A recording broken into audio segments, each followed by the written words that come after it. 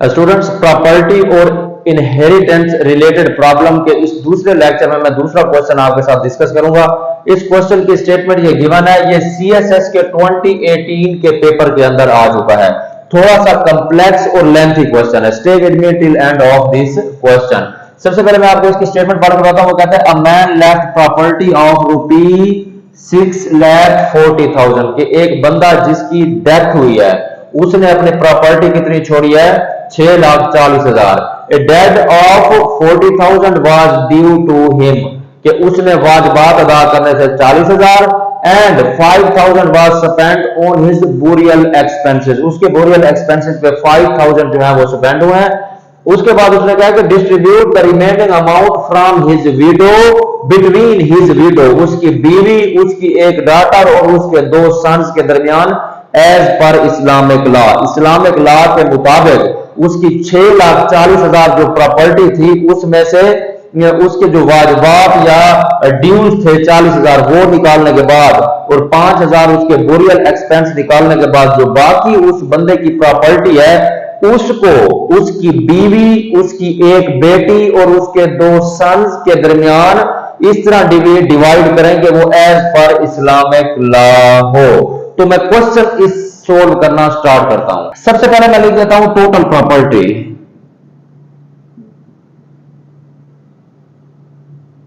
Total property जो थी वो थी ₹640,000। एक्सपेंसेस कितने हैं? 2 किस्म के एक्सपेंस हैं, 5,000 और 40,000। तो इन दोनों को मैं सम करूंगा तो ये टोटल एक्सपेंसेस निकल आएंगे। टोटल एक्सपेंसेस, एक्सपेंसेस में क्या थे? इसमें एक तो ये डेड हो गए, दूसरा हो गया बुरियल एक्सपेंसेस। तो डेड कितने थे? 40,000। तो डेड जो है 40,000 है, बुरियल एक्सपेंसेस जो है वो 5,000 है।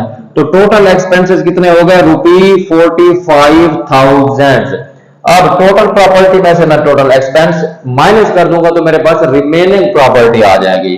तो रिमेनिंग प्रॉपर्टी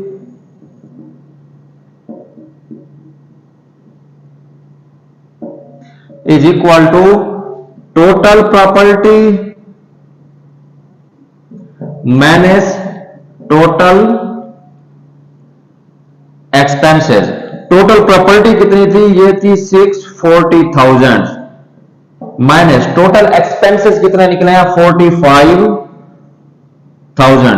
तो रिमेनिंग प्रॉपर्टी कितनी आ गई? 5,95,000, 595,000 रुपी। ये आ गई हमारे पास रिमेनिंग प्रॉपर्टी। अब उसने कहा कि distribute remaining amount between his window.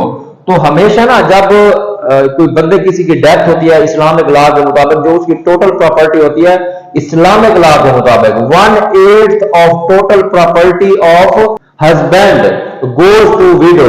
अगर हस्बैंड की डेथ हो जाए तो उसकी बीवी को उसकी टोटल प्रॉपर्टी का 1/8 मिलता है अगर उसकी औलाद हो। तो अब जो है विडो शेयर, मैं विडो शेयर निकालता हूं।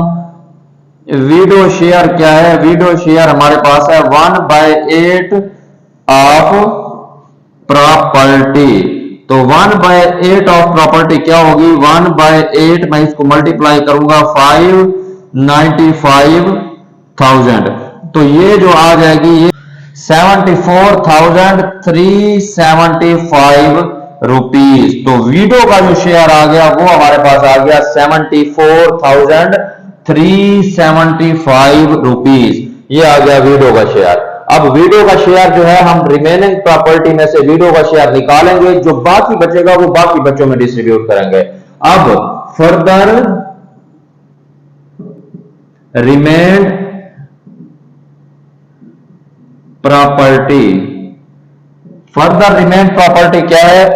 ये 5,95,000 थी हमारे पास एक्सपेंसेस को एक्सक्लूड करने के बाद।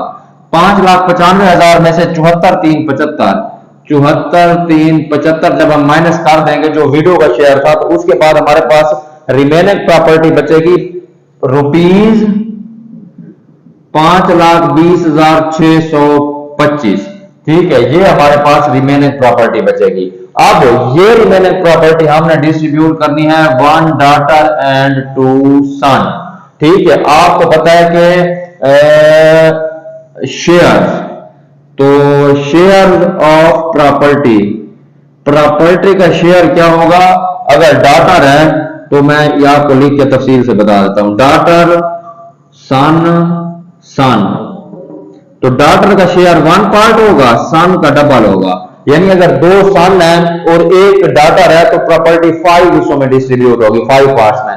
सन share will always be double than daughter, सही है। तो मैं इसको सपोज कर देता हूं, लेट डॉटर शेयर, डॉटर का शेयर को मैं x सपोज कर लेता हूं, सन शेयर 2x, ठीक है। और दूसरे सन का भी शेयर कितना है, वो भी हो जाएगा 2x, ठीक है। प्रॉपर्टी हमारे पास कितनी है, 5,20,625। अब इनमें से हमने फाइंड आउट करनी है x की वैल्यू।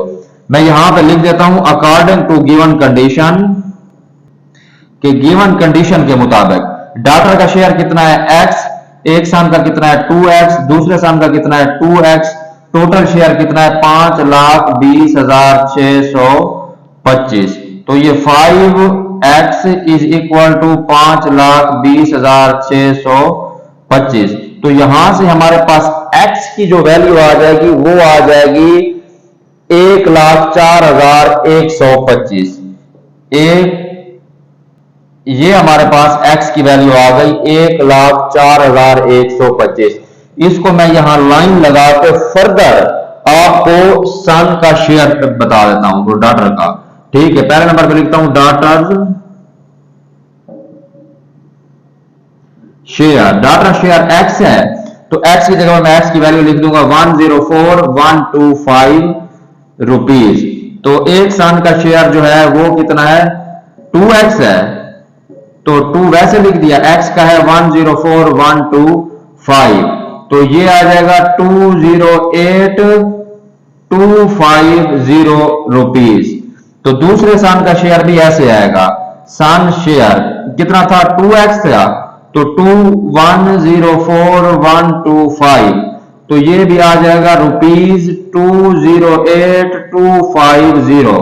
तो स्टूडेंट्स ये हमारे पास 3 आएंगी वैल्यूज। अगर हम तीनों वैल्यूज को सम करें तो we will comes up with 520,625।